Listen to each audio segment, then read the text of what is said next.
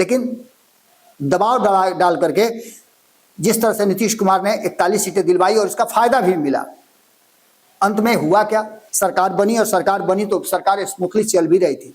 Bharatiya Janata party 2014 में बहुत अच्छा प्रदर्शन करके आई थी और नरेंद्र मोदी के हर हर मोदी घर घर मोदी को बिहार में आकर के चेकमेट कर दिया गया था, यानी अश्वमेध का घोड़ा जो है वो बिहार में ही रोका गया था। इससे पहले लालू प्रसाद ने आडवाणी के रथ को रोका था, वैसे ही नीतीश कुमार ने एक बार फिर से लालू प्रसाद और नीतीश कुमार मिल करके नरेंद्र मोदी के उस विजयी रथ को रोक करके और कहीं ना कहीं बिहार में चेकमेट कर दिया। बिहार में मात्र के सुशासन को लेकर के 5 से 10 साल का जो उनका शासनकाल है उसे माना जाता है और यही कारण है कि नीतीश कुमार का नाम सुशासन बाबू रखा गया। अब आगे 2025 का चुनाव है तो हम 2005 की चर्चा क्यों कर रहे हैं? तो आपको हमने पहले बता दिया कि 243 सीटों वाले और नीतीश कुमार के 115 सीटों में 7 सीट की मात्र जरूरत थी सरकार बनाने के लिए, 122 का आंकड़ा पूरा करने के लिए। 2013 में जब नीतीश कुमार को लगा कि नीतीश कुमार इतना सब कुछ करने के बाद भारतीय जनता पार्टी उनकी बात नहीं मान रही है और उनके होते हुए नरेंद्र मोदी को ला करके एनडीए का नेता बना रही है, तो ऐसी स्थिति में उनकी नाराजगी चरम पर पहुंची और वो बाहर हो गए थे। इसके बाद आपने सारी कहानी आपको पता है 2015 में क्या हुआ। 2015 में भी नीतीश कुमार जब चुनाव लड़ने के लिए आए तो उन्होंने वो रास्ता अपने हाथ में रखा, वो जो ट्रम्प कार्ड है वो अपने हाथ में उन्होंने रखा। नोरमा ग्रुप, जो सोचता है वो करता है, आपके अपने सपनों का आशियाना। नमस्कार, एक बार फिर आपके सामने हाजिर हैं एक खबर लेकर के। खबर भीतर की बात है और भीतर की बात में जो खबर हम लेकर के हाजिर हुए हैं वो खबर जैसे जैसे चुनाव नजदीक आता जा रहा है, एक एक दिन कम होता जा रहा है, वैसे वैसे सरगर्मी बढ़ती जा रही है। और अब बिहार में, जैसा कि कल भी हम आपको बता रहे थे कि बिहार में इस बात कोई लड़ाई नहीं है कि सरकार बनाना है, कैसे बनाना है, किस तरह से बनाना है, इसकी लड़ाई नहीं है। लड़ाई सबसे पहले ये है कि मुख्यमंत्री का चेहरा कौन होगा और दोनों ही गठबंधन में मुख्यमंत्री के चेहरा को लेकर के जो रस्साकसी मची हुई है वो आपके सामने है। इसको लेकर के लगातार एक दूसरे पर दबाव बनाने की और रणनीति बनाने की तैयारी शुरू हो गई है। इसी तैयारी में आपने देखा होगा कि तेजस्वी यादव दिल्ली तक का दौरा किए थे, लेकिन वहां भी मामला सलटा नहीं था। कांग्रेस चाहती है कि चुनाव के बाद मुख्यमंत्री का चेहरा घोषित किया जाए। कई बार आपने देखा भी होगा कि जब भी चुनाव आता है तब तब तेजस्वी यादव के विरोधी लालू प्रसाद और राबड़ी देवी के 15 साल के शासन को अपने सामने लेकर के आ रहे हैं और लेकर के जब आते हैं तो बहुत सारी बातें ऐसी होती है जो तेजस्वी यादव को घाटा कर देती है।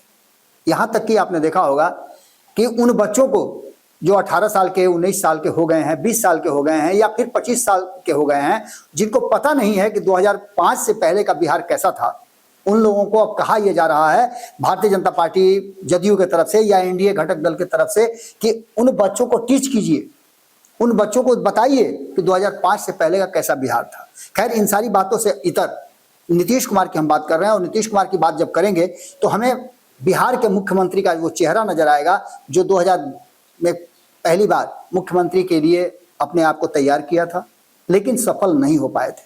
2005 में भी वही हाल हुआ था और 2005 के अक्टूबर में जब 6 महीना राष्ट्रपति शासन के बाद बिहार में चुनाव हुआ तो नीतीश कुमार ने अपने आप को प्रमाणित भी किया और बिहार के मुख्यमंत्री की कुर्सी पर काबिज भी हुए।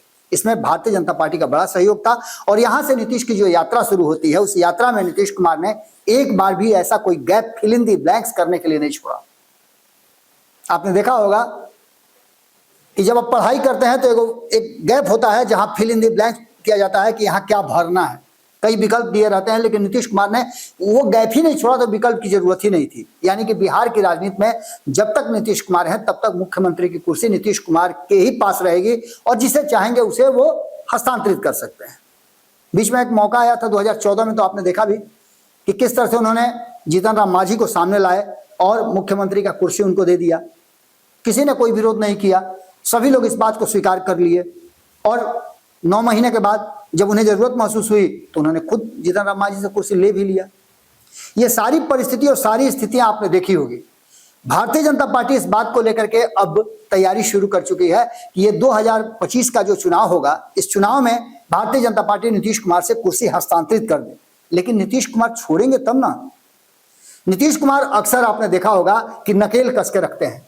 पहले उन्होंने भारतीय जनता पार्टी को नकेल कस के रखा, बीच में जब छटक गई तो उन्होंने राष्ट्रीय जनता दल को नकेल कसा, और वो जब उस नाथ से बाहर होने लगी तो उन्होंने फिर से एनडीए को वही नकेल दोबारा पहना करके और उनके साथ सरकार चलाना शुरू किया। ये प्रक्रिया जो है पिछले 20 सालों में 2 बार 3 बार हो चुका है।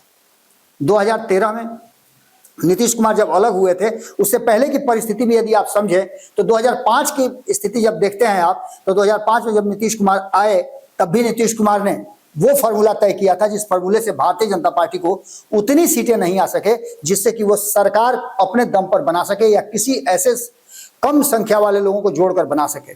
2005 की बात करें तो 175 सीट पर 243 सीटों वाली विधानसभा में नीतीश कुमार अपने लड़े थे। कितने सीटों पे? 175 सीटों पे, माफ कीजिएगा 139 सीटों पे चुनाव लड़े। आज की बात करें तो नीतीश कुमार 139 सीटों पे चुनाव लड़े थे और 243 सीटों वाले विधानसभा में आप समझ सकते हैं कि शेष सीटें उन्होंने कितनी छोड़ी जिससे कि 122 का आंकड़ा पूरा हो सके। यानी अपने साथ के दल को उन्होंने 122 के आंकड़ा तक भी नहीं छोड़ा। अपने 88 सीट जीत करके आए और 102 सीट पर चुनाव लड़ी भारतीय जनता पार्टी को 55 सीटें प्राप्त हुई और यह सरकार 5 साल तक कंटिन्यू की। अपने 5 से लेकर के 10 साल के शासनकाल को लेकर के नीतीश कुमार अपनी ही पीठ थपथपाते हैं, और वो क्या थपथपाते हैं, बिहार से लेकर के देश और दुनिया भर में नीतीश कुमार के सुशासन को लेकर के 5 से 10 साल का जो उनका शासनकाल है उसे माना जाता है, और यही कारण है कि नीतीश कुमार का नाम सुशासन बाबू रखा गया। अब आगे 2025 का चुनाव है तो हम 2005 की चर्चा क्यों कर रहे हैं? तो आपको हमने पहले बता दिया कि 243 सीटों वाले विधानसभा में 122 सीट पर सरकार बनाने का आंकड़ा है, और नीतीश कुमार अपने साथ वाले को 122 सीट तक पहुंचने से पहले ब्रेक कर देते हैं और खुद उस स्थिति में होते हैं जहां से उन्हें 122 के आंकड़े तक पहुंचने में मदद मिले, चाहे इस खेमे में या उस खेमे में। स्थिति आपने देख लिया 2010 में, बिल्कुल यही स्थिति रही। 2010 में जब नीतीश कुमार चुनाव लड़ने के लिए जब पहुंचे तो बिहार की जनता को नीतीश कुमार पर बहुत भरोसा था, और इस भरोसे का फायदा भी नीतीश कुमार को मिला। नीतीश कुमार 141 सीटों पे खुद चुनाव लड़े और जनता पार्टी के लिए छोड़ा। यहां भी वही स्थिति थी। 243 सीटों वाले विधानसभा में 122 का आंकड़ा सरकार बनाने का होता था और नीतीश कुमार ने खुद ही 141 सीटें रख ली। तो आप समझ सकते हैं कि भारतीय जनता पार्टी यदि 102 सीटों में से अधिक विजित करके आती तो सरकार बनाने के लिए उसके पास विकल्प बहुत सीमित होते, यानी बिना नीतीश कुमार के सरकार नहीं बन पाती, क्योंकि दूसरे खेमे में राष्ट्रीय जनता दल जो भारतीय जनता पार्टी के साथ आ नहीं सकती है, उसकी आइडियोलॉजी अलग है। कांग्रेस आ नहीं सकती है क्योंकि मुख्य विरोधी दल है। तो ऐसी स्थिति में नीतीश कुमार ने यहां भी चेकमेट किया और भारतीय जनता पार्टी को 122 के आंकड़े तक पहुंचने से रोका। नीतीश कुमार को इस चुनाव में जहां उन्होंने 141 सीट पर चुनाव लड़ा, वहां 115 सीटें उन्हें प्राप्त हुई और 22.58% उन्हें वोट प्राप्त हुआ था। ये नीतीश कुमार का सबसे स्वर्णिम काल था, तब की मैं बात बता रहा हूं। वहीं 102 सीटों पर लड़ने वाली भारतीय जनता पार्टी का प्रदर्शन बेहतर था। उसने 91 सीट जीता। 102 सीटों में पर चुनाव लड़ने के बाद 91 सीट पर जीत करके आई। उसका स्ट्राइक रेट बढ़िया था और 16.49% वोट उसे मिला। 47.90 यानी लगभग 48 लाख के आसपास उसे वोट मिले। तो वहीं नीतीश कुमार को लगभग 65,62,000 के आसपास वोट मिले, यानी 65.5 लाख इसको बता सकते हैं कि वोट मिले। और 27% सीटें जो है वो पिछले चुनाव से 2005 से बेहतर जीत करके आए थे। यहां जो सामने वाली स्थिति थी उसमें आपको पता ही होगा कि जो विपक्ष था, विपक्ष के पास आरजेडी को मात्र 12 सीटें, माफ कीजिएगा 22 सीटें मिली थी, जिसमें उसे 168 सीटों पर चुनाव लड़ी थी। कांग्रेस को 4 सीटें मिली थी और लोक जनशक्ति पार्टी को 3 सीट मिली थी। वाम दलों को भी कुछ सीट मिले थी।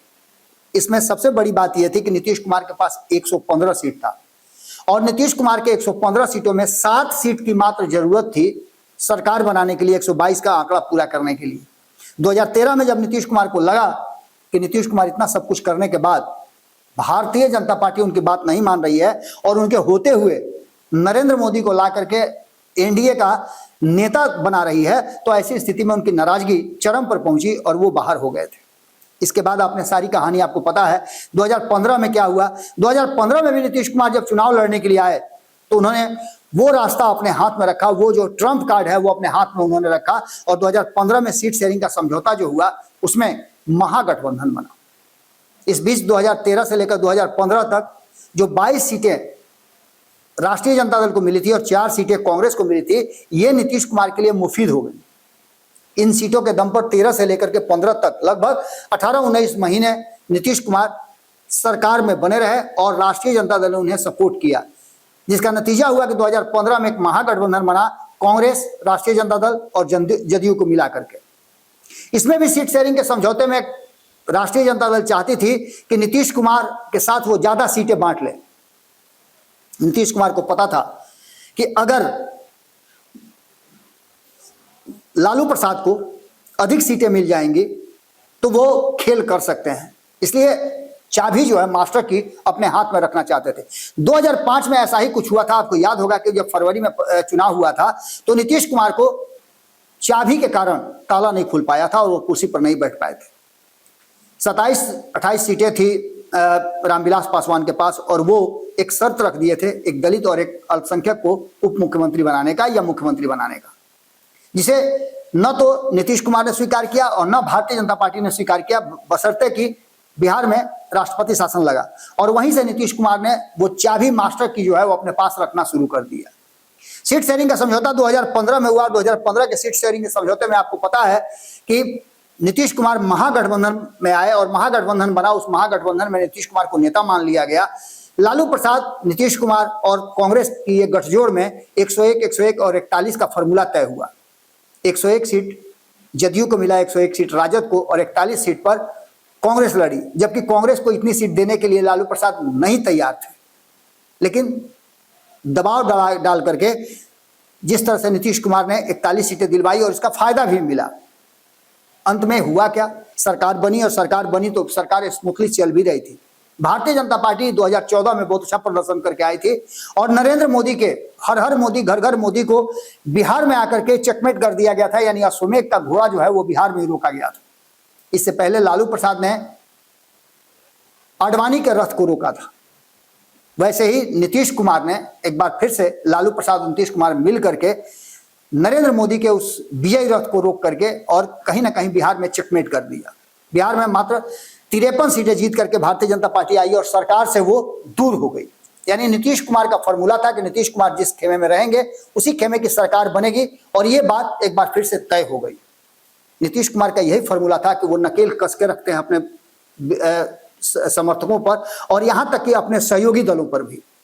2015 में भी 101, 101 और 41 के फॉर्मूले में नीतीश कुमार भले ही 71 सीट जीत करके आए, 80 सीट जीत करके राष्ट्रीय जनता दल आई, लेकिन उसके बावजूद सरकार बनाने का जो आंकड़ा था वो नीतीश कुमार के बिना नहीं था भारतीय जनता पार्टी, माफ कीजिएगा, राष्ट्रीय जनता दल के पास।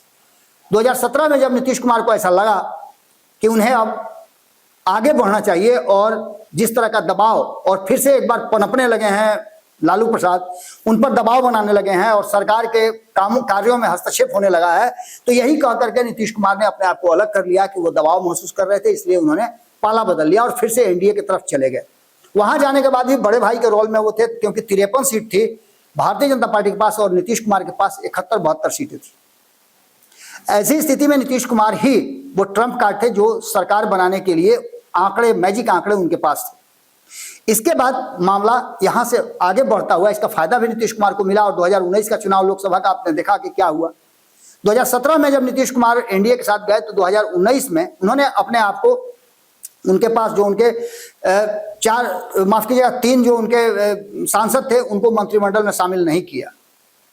2019 में भी यही हुआ। 2019 में नीतीश कुमार को उसका फायदा मिला और भारतीय जनता पार्टी अपनी जीती हुई सीट छोड़ करके नीतीश कुमार के लिए 17-17-6 का फॉर्मूला तय की। 17 सीट नीतीश कुमार को मिला, 17 भारतीय जनता पार्टी को और 6 सीटें लोक जनशक्ति पार्टी को। नीतीश कुमार 16 सीटें जीत करके आए, लेकिन तब भी उन्होंने भारतीय जनता पार्टी पर दबाव बनाए रखा, क्योंकि उन्हें 2020 का चुनाव लड़ना था।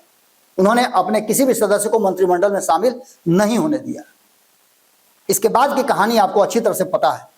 2020 में चुनाव हुआ। 2020 के चुनाव के बाद नीतीश कुमार की सीटें कम हुई, लेकिन यहां भी नीतीश कुमार ने एक बड़ा पैंतरा किया कि भारतीय जनता पार्टी अगर अपने प्रभाव को बढ़ा पाती है और अगर अधिक सीटें जीत करके आ जाएगी तो उनके लिए बड़ा मुश्किल होगा। तो सबसे पहला काम उन्होंने लोक जनशक्ति पार्टी को बाहर का रास्ता दिखलवाया जिससे कि सीट शेयरिंग के समझौते में दबाव भारतीय जनता पार्टी पर बनाया जा सके, और यही हुआ भी। आपने देखा कि सीट शेयरिंग का समझौता अनाउंस करने से पहले नीतीश कुमार ने मजबूर कर दिया कि मुख्यमंत्री का चेहरा घोषित किया जाए, और सीट शेयरिंग के समझौते में भी नीतीश कुमार बड़े भाई के रोल में आए। 243 सीटों वाले विधानसभा को उन्होंने इस तरह से डिवाइड किया कि 122 सीट अपने पास, 121 सीट नीतीश कुमार ने भारतीय जनता पार्टी को दिया। अब इसके बीच अलायंस विद इन अलायंस करके जीतन राम मांझी को अपने पाले में रखा, जिन्हें 7 सीटें दी और 7 सीट दे करके उन्होंने उनको चुनाव लड़वाया। तो दूसरी तरफ अंतिम समय में महागठबंधन छोड़ करके आए वीआईपी के मुकेश सहनी को भी भारतीय जनता पार्टी ने अपने साथ जोड़ करके रखा और अपनी 121 सीट में 11 सीटें उन्हें दी। 110 सीट पे भारतीय जनता पार्टी लड़ी और 115 सीट पे नीतीश कुमार लड़े। यहां भी नीतीश कुमार का आप पैंतरा समझ ही सकते हैं कि उन्होंने एक तो चिराग पासवान को अलग करा दिया और दूसरा भारतीय जनता पार्टी को 122 के आंकड़े तक पहुंचने के लिए रास्ता ब्लॉक कर दिया। अब ऐसी स्थिति में आपको पता है कि 2020 का जो चुनाव परिणाम था उसमें 115 सीट पर लड़ करके 43 सीट जीत करके आए नीतीश कुमार को लगभग 64.85 यानी लगभग 65 लाख के आसपास उनको वोट मिला। वहीं भारतीय जनता पार्टी 110 सीट पर लड़ी और 74 जीत करके आई, और यही डर था नीतीश कुमार को कि यदि उनको ज्यादा सीटें मिलेंगी तो वो खेल को भंडोल कर सकते हैं और नीतीश के हाथ से जो ट्रम्प कार्ड वाला उनका रोल है वो निकल जाएगा। 74 सीट जीत करके भारतीय जनता पार्टी नंबर 2 की पार्टी बनी। नंबर 1 तो 75 सीट जीतने वाली राष्ट्रीय जनता दल बनी, और राष्ट्रीय जनता दल को भी उतनी सीटें नहीं आई जिससे कि वो सरकार बना ले। यानी नीतीश कुमार का ये ट्रम्प कार्ड, ये पैंतरा और ये रणनीति भी काम कर गई, और यहां भी भारतीय जनता पार्टी को उन्होंने मजबूर कर दिया कि भारतीय जनता पार्टी 122 के आंकड़े तक किसी भी कीमत में नहीं पहुंच पाए। अब ऐसी स्थिति में नीतीश कुमार वोट तो उनका 15% जो है कांस्टेंट रहा, लेकिन नीतीश कुमार ये बात समझ रहे थे कि उन्हें कमजोर भी किया गया है और इसका दबाव जो है वो भारतीय जनता पार्टी पर लगाना शुरू किया। पब्लिक डोमेन में ये बात समझ में आ गई कि नीतीश कुमार को कमजोर करने के लिए भारतीय जनता पार्टी ने लोक जनशक्ति पार्टी का इस्तेमाल किया, लेकिन वास्तविकता यह था कि नीतीश कुमार की रणनीति का हिस्सा था लोक जनशक्ति पार्टी को एनडीए गठबंधन से बाहर करना, क्योंकि अगर उससे वो रहते तो नीतीश कुमार की सीटें कम होती। और ऐसी स्थिति में जब 75 सीटें जीत करके ये आए हैं और 40 से 42 सीटें मांग रहे थे चिराग पासवान, अगर वो 20-22 भी जीत करके आ जाते तो परिस्थितियां बदल सकती थी। ऐसी स्थिति में आप समझ सकते हैं कि नीतीश कुमार का ट्रम्प कार्ड काम कर गया। अब हम 2025 के चुनाव में आते हैं। अब तक नीतीश कुमार, आपने देखा होगा कि 2005 से लेकर के 2020 तक लगातार नाथ करके रखे हैं, नकेल कस करके रखे हैं आप भारतीय जनता पार्टी को, और जब भी जरूरत महसूस होती है तो नाथ जो है खींच देते हैं तो तिलमिलाने लगती है भारतीय जनता पार्टी। 2025 के चुनाव में भी यही होने जा रहा है। नीतीश कुमार ने 122 और 121 का फॉर्मूला दे दिया है। अब इस फॉर्मूले पर भारतीय जनता पार्टी कैसे समझती है, कैसे तैयार होती है, ये देखना बड़ा दिलचस्प होगा। जो वर्तमान परिस्थिति बनी है उसमें नीतीश कुमार का मानना यह है कि 122 सीट हमें दीजिए, हम अपने लोगों को समझ लेते हैं, आप चिराग पासवान को समझ लीजिए। इससे डबल संदेश जाएगा। एक संदेश तो ये जाएगा कि 2020 में जो कुछ भी हुआ, नीतीश कुमार ने जो चाल चला उससे भी वो बरी हो जाए, और ये दोष भी उनको समाप्त हो जाए कि उन्होंने चिराग पासवान को एनडीए से बाहर करवाया था। जब एनडीए में 2 खेमे हो जाएंगे, एक खेमे में नीतीश कुमार होंगे, उनके साथ संभवतः जीतन राम मांझी होंगे, उपेंद्र कुशवाहा होंगे, तो दूसरी तरफ वो चाहते हैं कि भारतीय जनता पार्टी के साथ चिराग पासवान का पार्टनरशिप हो और अपनी सीटों में से भारतीय जनता पार्टी चिराग पासवान को संतुष्ट करे। यहां आकर के मामला अटकेगा और नीतीश कुमार को मुख्यमंत्री बनाने के लिए मजबूर होना पड़ेगा कहीं ना कहीं भारतीय जनता पार्टी को। यानी सीधी तौर पे आप समझ लीजिए कि नीतीश कुमार ने वो चाल चल दी है जिससे कि भारतीय जनता पार्टी के सामने, भारतीय जनता पार्टी को नकेल डाल करके नीतीश कुमार आगे की रणनीति में अपने आप को मुख्यमंत्री की कुर्सी पर बनाए रख सकते हैं। अगर इससे भी काम नहीं बना तो नीतीश कुमार 122 सीट अपने पास रख करके 110 के आसपास सीटों पर अपने चुनाव लड़ेंगे, और ऐसी स्थिति में 100 सीट पर भी चुनाव लड़ते हैं तो जितनी भी सीटें उनको आएगी वो आने वाले चुनाव के बाद अगर जरूरत महसूस हुई तो पाला बदल के भी मुख्यमंत्री की कुर्सी पर बने रह सकते हैं। नीतीश कुमार के इस रणनीति का हिस्सा निश्चित रूप से नीतीश कुमार ही हैं, क्योंकि नीतीश कुमार जो करते हैं, जिस तरह की रणनीति बनाते हैं, वो किसी और को पता नहीं होती है और उसका असर बड़ा गंभीर होता है। भारतीय जनता पार्टी इस बात को अच्छी तरह से समझ भी रही है, लेकिन भारतीय जनता पार्टी के पास मजबूरी है नीतीश कुमार को साथ ले करके चलना। ऐसी स्थिति में देखना दिलचस्प होगा कि 2005, 10 और 15 की तरह नीतीश कुमार 2025 में भी अपनी रणनीति पर, अपनी शर्तों पे सीट शेयरिंग का समझौता करा पाते हैं। संभावना तो ज्यादा यही है और यही कारण है कि नीतीश कुमार भारतीय जनता पार्टी को नकेल कस करके एक बार फिर से मुख्यमंत्री की कुर्सी अपने कब्जे में रखना चाहते हैं। 2025 से 30 फिर से नीतीश। ये नारा यूं ही नहीं दिया गया है, इस नारे के पीछे नीतीश कुमार की बड़ी रणनीति है। भीतर की बात में हम आपसे यही विदा लेते हैं। बाकी की खबरें भारत लाइव पर लगातार जारी रहेंगी। बहुत बहुत धन्यवाद। नमस्कार। आपके सपनों को हमने सजाया है, ई होम्स पैनोरामा को हमने बनाया है। ई होम्स मेरा एक सपना था जिसपे मैं पिछले 4 साल से काम कर रहा था। हमने जो बनाया है वो सबने है माना। ई होम्स पैनोरामा में हो आपका भी आशियाना। और फाइनली हमने 2021 में इस प्रोजेक्ट को लॉन्च किया। बहुत लोग अप्रिशिएट कर रहे हैं कि पूर्णिया जैसे शहर में, बिहार के, एक तो बिहार की बात करें उसमें भी पूर्णिया जैसे छोटे जगह में इस तरह का लाइफस्टाइल देना, ये सुन के हम लोगों को बहुत अच्छा लगता है। ई होम्स में हमने कुछ और भी किया है, जैसे हम जिस जगह में रह रहे हैं हमारे फैमिली सिक्योर हो, उनको सिक्योरिटी का ध्यान में रखा है। आपकी सुविधा और सुरक्षा आपके लिए खास है, ये आपका विश्वास है। इसमें आर्टिफिशियल इंटेलिजेंस का 7 लेयर सिक्योरिटी का हमने इस्तेमाल किया है। लस ग्रीन कैंपस को बनाया है। यदि हमारा बाउंड्री वाल है तो वो वर्टिकल गार्डन है। ये जितनी भी फैसिलिटी होता है एक इंटरनेशनल टाउनशिप में ई होम्स है, ये हम लोग विश्वास नहीं कर पा रहे हैं। जो भी हमारे मित्र, दोस्त या जो भी हमारे बाहर के बाहर आते हैं तो हम लोगों को बहुत अच्छा सुनने को मिलता है और बहुत अच्छा क्रेडिट मिल रहा है। वो सारा हमने सिर्फ एक बिल्डिंग नहीं बनाया, हमें एक बहुत अच्छा लाइफस्टाइल दिया ई होम्स में, और मेरा एक सपना था जिसको मैं आज फुलफिल होते हुए देख पा रहा हूँ। ये आपका आवास है। ई होम्स पैनोरामा में अब आपका निवास है। E Homes Panorama, luxurious lifestyle redefined. Panorama group, जो सोचता है वो करता है। अगर ये वीडियो पसंद आई और वह बिहार के राजनीति और बिहारियत से सरोकार रखेनी तो सब्सक्राइब बटन दबा के चैनल के सब्सक्राइब कर ली। ओजे एगो घंटी बा, ओकरा बटन दबा देला से कुल सटीक और मारक खबर रुआ मुफ्त में मिल जाई। अगर रुआ पत्रकारिता के हमनी के नया प्रयोग में सहयोग कर चाहतानी तो ज्वाइन बटन दबा दी।